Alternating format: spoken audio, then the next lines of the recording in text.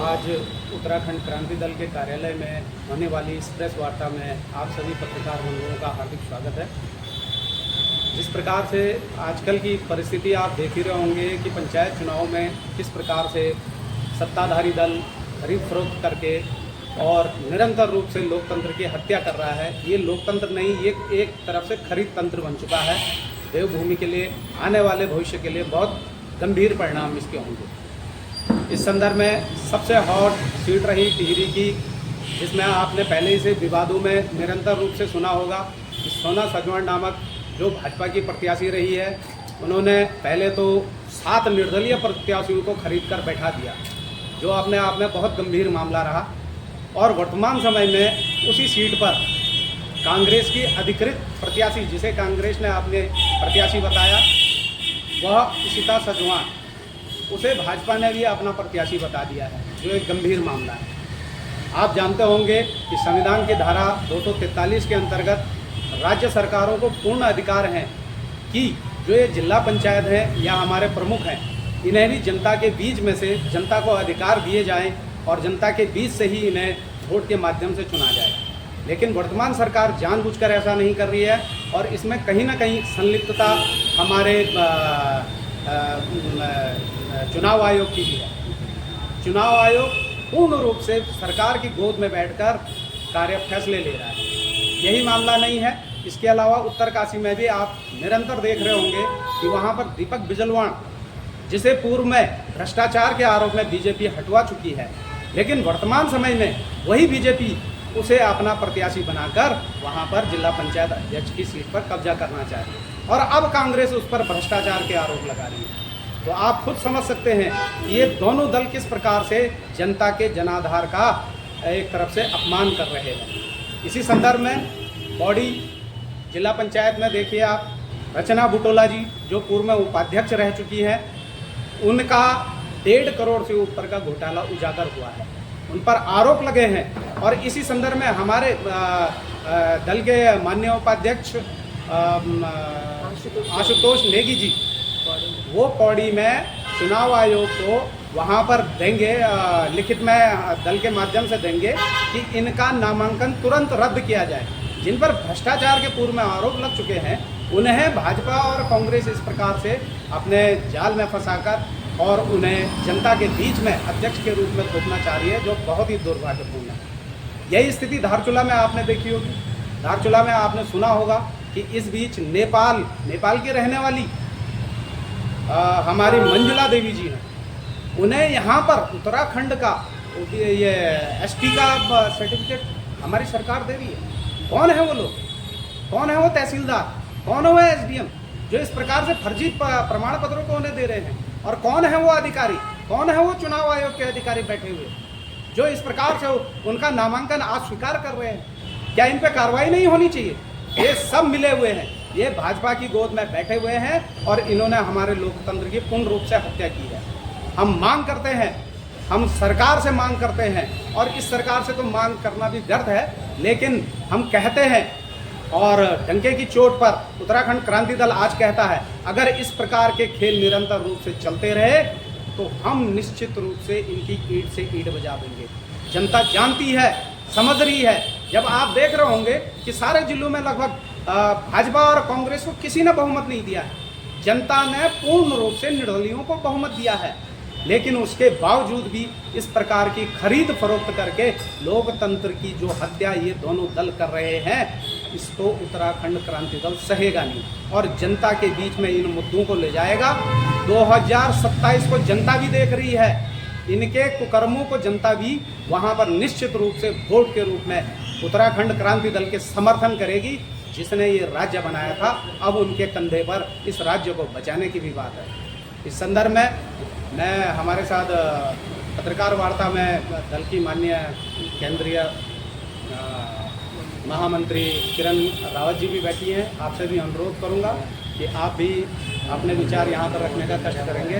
माननीय किरण रावत, आज की जो रखी हुई है, जैसे कि आप लोगों को विदित ही होगा कि कल 14 कल 14 अगस्त को हमारे जिला पंचायत चुनाव पर जो ये अपने यहाँ पर फैसले आने वाले हैं उसके विषय में हमने ये प्रेस वार्ता रखी है। आप लोगों को जैसे जानते ही होंगे कि किस प्रकार देवभूमि उत्तराखंड में इस वक्त पंचायत चुनाव में खरीद फरोख्त की राजनीति यहाँ पर की जा रही है। अगर आप आकलन करेंगे तो पूरे उत्तराखंड में भाजपा को मात्र 30% 30,000 के लगभग वोट प्राप्त हुए होंगे। उसके बाद भी भाजपा जो है हर जगह जिला पंचायत अध्यक्ष बनाने की अपनी घोषणा कर रही है। तो आप स्वयं समझ सकते हैं कि ये किस प्रकार की राजनीति भाजपा कर रही है। चाहे उसे आप पैसे की राजनीति कहें या आप उसे डर की राजनीति कहें, कहीं न कहीं जो है भाजपा ने सारे जनप्रतिनिधियों को पैसे से खरीद कर डरा कर जो है वो राजनीति कर रही है, अपने में मिला रही है और दावा कर रही है कि पूरे उत्तराखंड में जो है सारे जिला पंचायत अध्यक्ष भाजपा के आ रहे हैं। लेकिन ये बिल्कुल भी सत्य नहीं है। ये एक बहुत बड़ा भ्रष्टाचार है जो सरकार पे मैं ये स्पष्ट तौर पे मैं कहना भी चाहूँगी कि जिस प्रकार से सोशल मीडिया पर वीडियो वायरल हो रहे हैं और अगर धरातल की बात करें, इन चुनावी नतीजों की बात करें तो सबसे ज़्यादा निर्दलीय प्रत्याशी हमारे जीत के आए हुए हैं। तो भाजपा किस आधार पर यह घोषणा करती है कि सबसे ज़्यादा हमारे जिला पंचायत अध्यक्ष बनकर आ रहे हैं? ये तो सरासर IPL की तर्ज पर भी यहाँ उत्तराखंड में जिला पंचायत चुनाव में खरीद फरोख्त की राजनीति हो रही है।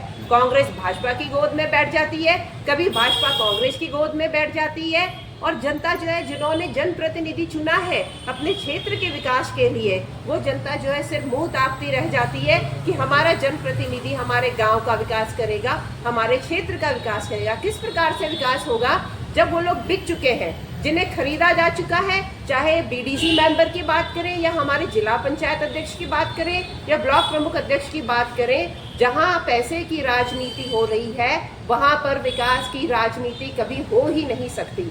उत्तराखंड क्रांति दल का स्पष्ट मानना है कि इस पर उच्च न्यायालय को तत्काल संज्ञान लेकर हमारे जितने भी जिला पंचायत अध्यक्ष और ब्लॉक प्रमुख अध्यक्ष हैं, इनका चुनाव सीधे जो है जनता के माध्यम से करवाया जाना चाहिए। नहीं तो यह देवभूमि उत्तराखंड जो है भ्रष्टाचार भूमि बन गया है और देवभूमि उत्तराखंड की जो भोली भाली जनता है उनके हितों का ध्यान रखने के लिए अब भगवान बाबा केदार या बद्री विशाल ही इसमें कुछ कर सकते हैं, क्योंकि हमारी जो भाजपा सरकार है या कांग्रेस सरकार है, इनके अपने ये पेट भरने वाले नहीं हैं। तो ये जनता की बात कहाँ से सुनेंगे और कहाँ से ये उनके हितों को सही करने के लिए कोई भी आगे कदम उठाएंगे। आगे जो है इस प्रेस वार्ता में हमारे युवा नेता राजेंद्र बिष्ट जी आपका संबोधन करेंगे।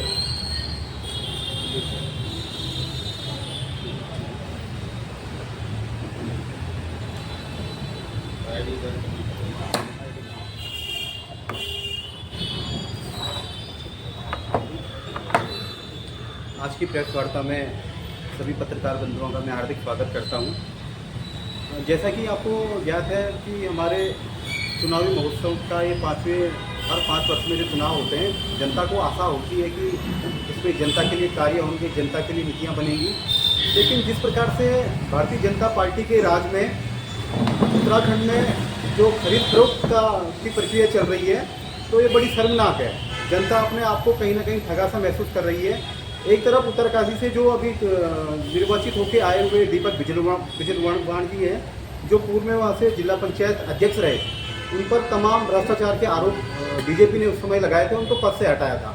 लेकिन आज जब वे बीजेपी में ज्वाइन हुए तो वे आज उनको पाक साफ बता रहे हैं। दूसरी तरफ युवा जो अभी इशिता सजवाण जी टिहरी जिले से जिला पंचायत अध्यक्ष की दावेदारी जिन्होंने की, और कुछ दिन पहले 24 घंटे पहले वे निर्दलीय रूप में थी और उनके पीछे कांग्रेस के विधायक जो विक्रम सिंह नेगी जी हैं, प्रतापनगर से आते हैं, और कांग्रेस के जिला अध्यक्ष जो हैं वे साथ में थे। उनको पूर्ण रूप से समर्थन था, उन्होंने उनको अपना अधिकृत प्रत्याशी बताया।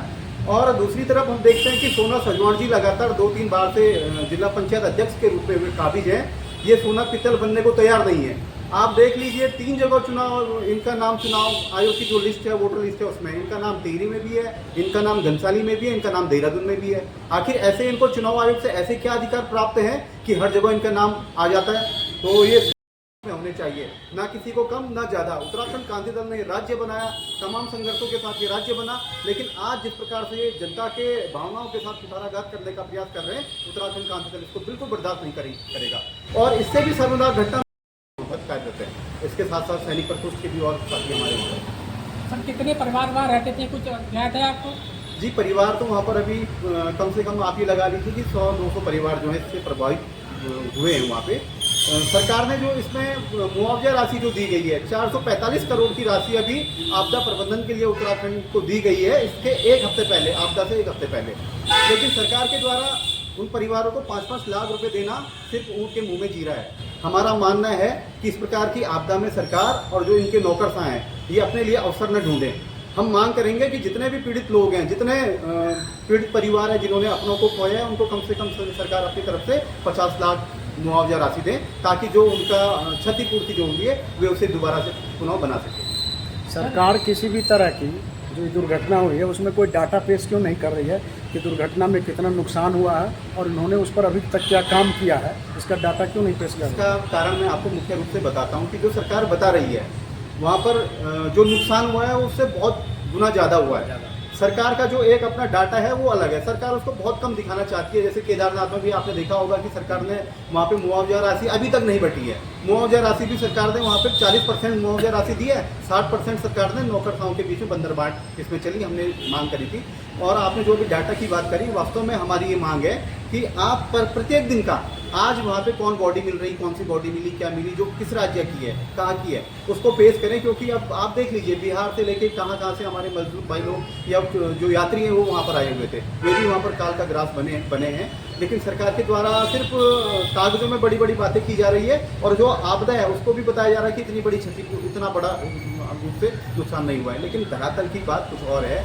हमारा ये मानना है कि सरकार इसमें डाटा, प्रत्येक दिन का डाटा इसमें प्रस्तुत करके जनता के सामने इसको रखे, ताकि स्पष्ट पता चल सके कि कितना नुकसान वहाँ पर हुआ है। इस पर मैं आपको ये बताना चाहूँगी कि 1979 में धराली में ही पहले भी एक बार बाढ़ आ चुकी है, जिस समय की पूरा धराली गांव जैसे अभी दिखाई दे रहा है, उस वक्त धराली गांव की स्थिति सेम वैसी ही हो चुकी थी। सरकार इसमें स्पष्ट आंकड़ा इसलिए नहीं देना चाह रही है क्योंकि जो धराली में इस वक्त वहाँ पर बड़े बड़े 4 मंजिला होटल्स बने हुए थे, उन होटल्स को बनने की स्वीकृति प्रशासन द्वारा दी गई। अब ये स्वीकृति किसके द्वारा दी गई? क्योंकि वो जो क्षेत्र है, पर्यावरणविद हेमंत ध्यानी, जिन्होंने केदारनाथ आपदा में एक समिति के एक सदस्य वो भी रहे, उनका एक इंटरव्यू भी चल रहा है क्योंकि वो मेरे साथ बचपन से पढ़े हुए हैं, मेरी उनसे बातचीत भी हुई थी कि धराली का वो क्षेत्र जो है पूर्व से ही अति संवेदनशील क्षेत्र रहा है।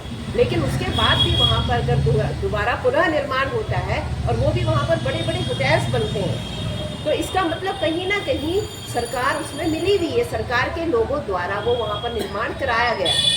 और जब वहाँ पर इस प्रकार के होटलों का निर्माण होता है तो वो होटल जो बनाने वाले जो हमारे वहाँ के ग्रामीण भोले भाले जो लोग हैं वो भी वहाँ पर जो है दोबारा से वहाँ पर बसावट हो गई। इसमें अगर एक तरफ से देखा जाए, जांच भी अगर इसकी की जाए तो 1979 की अगर आप तस्वीरें देखेंगे पुरानी, तो धराली गांव ऐसे ही लगता था, यही पूरा तबाह हो चुका था। और उसके बाद भी वहाँ पर सरकार द्वारा पुनर्निर्माण कराया गया। तो इस आपदा की पूरी जिम्मेदार सरकार है और इसी वजह से वो जो है असल आंकड़े जनता के सामने नहीं लेके आ रहे हैं। वहाँ पर बहुत बड़ा नुकसान हुआ है और इस आपदा को सरकार को राष्ट्रीय आपदा घोषित किया जाना चाहिए। 5-5 लाख का वो वहाँ पर मुआवजा देने की बात कर रही है। 5 लाख में आप बताइए आजकल क्या होता है, कहाँ वो लोग जाएंगे वहाँ से, क्योंकि दोबारा वहाँ पर बसावट हो सकती नहीं है। इससे 5 लाख में वो क्या खाएंगे, कहाँ घर बनाएंगे, कहाँ रहेंगे। तो हमारा सरकार से ये स्पष्ट जो मांग है कि धराली की आपदा को राष्ट्रीय आपदा घोषित करते हुए प्रत्येक जो वहाँ पर मृतक जो है उनके परिवारों को 50-50 लाख की जो है उन्हें घोषणा करनी चाहिए और उनके पुनर्वास को कहीं और उनके पुनर्वास के लिए उनको जो है योजना बनानी चाहिए। दूसरा सवाल एक ये है कि अभी अपने चुनाव आयोग से संबंधित किया तो जो मतदान की जो संशोधित प्रक्रिया चल रही है, खास करके बिहार में अभी ज़्यादातर हुआ है, 65 लाख लोगों का नाम हटा दिया गया और कल सुनवाई थी सुप्रीम कोर्ट में उस मुद्दे पे और जोगिंदर यादव 2 व्यक्तियों को, मृत व्यक्तियों को लेकर के सुप्रीम कोर्ट पहुंचे, एक महिला और एक पुरुष, जिनका नाम मृत घोषित करके चुनाव आयोग ने हटा दिया है और वो जीवित हैं, उनको लेकर के जोगिंदर यादव पहुंचे थे। आज फिर उस पर सुनवाई होगी। तो इसको आप किस तरह से देखते हैं चुनाव आयोग का ये जो निश्चित प्रक्रिया है? रूप से आपका यह बहुत गंभीर सवाल है और यह स्थिति सिर्फ अभी बिहार में ही नहीं है। बिहार में तो इसलिए चल रहा है क्योंकि चुनाव आने वाले हैं, जबकि उत्तराखंड में 2022 चुनाव के बाद एक रिपोर्ट सामने आई थी जिसमें ये स्पष्ट था कि जो ये हमारे नदी नाले किनारे वाले विधानसभाएं जितनी भी हैं और शहर के ज़्यादातर विधानसभाएं, इनमें लगभग सीधा डबल हो चुके हैं हमारे वोटर्स। कहाँ से ये वोटर आए, कौन है ये वोटर? ये दिखते कहीं नहीं है, ये सिर्फ चुनाव के समय पर पता नहीं कौन इन्हें गाड़ियों में भर के वोट करा के गायब करवा देता है। तो यह स्थिति सिर्फ बिहार में नहीं है। हम आज वर्तमान समय में चुनाव आयोग, उत्तराखंड चुनाव आयोग, इनसे स्पष्ट मांग भी करते हैं आपके माध्यम से कि ऐसी स्थिति जो है, आज तो बिहार मांग कर रहा है, लेकिन ये कर क्या रहे हैं? ये क्यों सरकार की गोद में बैठकर काम कर रहे हैं? एक स्वतंत्र संस्था कहने को है, लेकिन वर्तमान समय में ऐसी स्थिति चुनाव आयोग की नहीं है। और उत्तराखंड क्रांति दल मांग करता है कि जितने भी ये फर्जी वोटर्स, चाहे किसी भी जाति और किसी भी धर्म के हों, हम अपने मूल निवासियों की बात करते हैं। मूल निवासी हमारा वो है जो गुरुकुल नारसन की बॉर्डर से अंदर आता है और माणा तक जो भी है। उत्तराखंड की परिधि में आने वाला हर व्यक्ति, अगर वो यहाँ से, आपने देखा होगा पंचायत चुनाव में, इससे पहले ये नगर पालिका के चुनाव में भी देखा होगा, हमारे मूल वोटरों के नाम हटा दिए जानबूझकर, लेकिन जो वास्तविक वोटर है उनके नाम ये हटा रहे हैं और फर्जी तरीके से नए वोटरों को डाल रहे हैं। और शहरों में इसलिए डाल रहे हैं क्योंकि परिसीमन के बाद इन्हें पहाड़ों की सीटें घटानी, पहाड़ों की सीटें घटेंगी तो अपने आप नीचे मैदानों में सीटें बढ़ेंगी, मैदानों में सीटें बढ़ेंगी तो भविष्य में जिस कल्पना से उत्तराखंड राज्य बना था वो तो खत्म हो रहा है। मुख्यमंत्री भी प्लेन का होगा, प्लेन का होगा तो क्या पहाड़ का विकास होगा? उससे बेहतर तो अच्छा है कि हम यूपी में रहते। हमने ये राज्य पहाड़ के विकास के लिए बनाया था, पलायन को रोकने के लिए बनाया था, लेकिन इस पर वर्तमान सरकार ने पुराने 20 सालों से कोई भी कार्य नहीं किया है, जो बहुत दुखदायी है। और हम बिहार की बात ही नहीं करेंगे।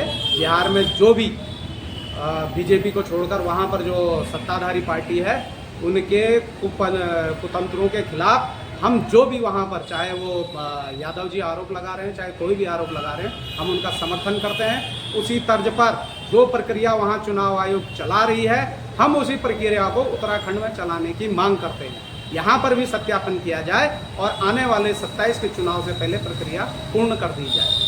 नहीं, मेरा सवाल ये था कि चुनाव आयोग क्या संशोधन प्रक्रिया सही से नहीं कर पा रही है या बीजेपी के इशारे पे इस तरह से कर रही है, किसी को हटाना और किसी को जोड़ना? मैं स्पष्ट ये कह देना चाहता हूँ, चुनाव आयोग कोई स्वतंत्र संस्था नहीं रह चुकी है। वह सिर्फ और सिर्फ बीजेपी के इशारों पर पूरा का पूरा कार्य कर रही है, जो अभी बिहार में भी दिख चुका है। उन वोटर्स को हटाया जा रहा है जो बीजेपी के वोटर नहीं है, और उन वोटरों को चढ़ाया जा रहा है वो गुजरात के लोग। गुजरात के लोग बिहार में काम करने आ सकते हैं, लेकिन आप तुलना कीजिए, वही वोटर वहाँ गुजरात में भी मिलेगा और वही वोटर आपका यहाँ भी मिलेगा। विधानसभा में अलग अलग टाइम पे दोनों जगह चुनाव होते हैं। वो गुजरात में भी वोट कर रहा है, वो बिहार में भी वोट कर रहा है, और वही गुजराती यहाँ विधानसभा में, उत्तराखंड में भी वोट करेंगे। तो इसकी जांच कौन करेगा? यह जानबूझकर सरकार के इशारों पर चुनाव आयोग कर रही है, क्योंकि मुझे लगता है चुनाव आयोग भी पूर्ण रूप से भ्रष्टाचार में संलिप्त हो चुकी है, स्वतंत्र रूप से काम करने को तैयार नहीं है। अगर चुनाव आयोग कहती है कि वो स्वतंत्र संस्था है, तो वो यहाँ पर सिद्ध करके दिखाए उत्तराखंड में कि वो स्वतंत्र संस्था है। फर्जी वोटरों को मिलाइए। क्या वो किसी अन्य राज्य में भी वोटर है? उसी विधानसभा में, अगर विधानसभा के चुनाव होते हैं, अगर वो गुजरात में भी वोटर है और उत्तराखंड में भी वोटर है, तो ये किसकी गलती है? यह चुनाव आयोग की गलती है। कैसे उन फर्जी वोटरों को यहाँ पर आप वोटर लिस्ट में शामिल कर रहे हैं? तो ये मांग हम आपके माध्यम से करते हैं कि चुनाव आयोग इस प्रक्रिया को उत्तराखंड में जल्द से जल्द अपनाए और जो फर्जीवाड़ा बिहार में कर रही है उसे भी ठीक करने का कार्य करें।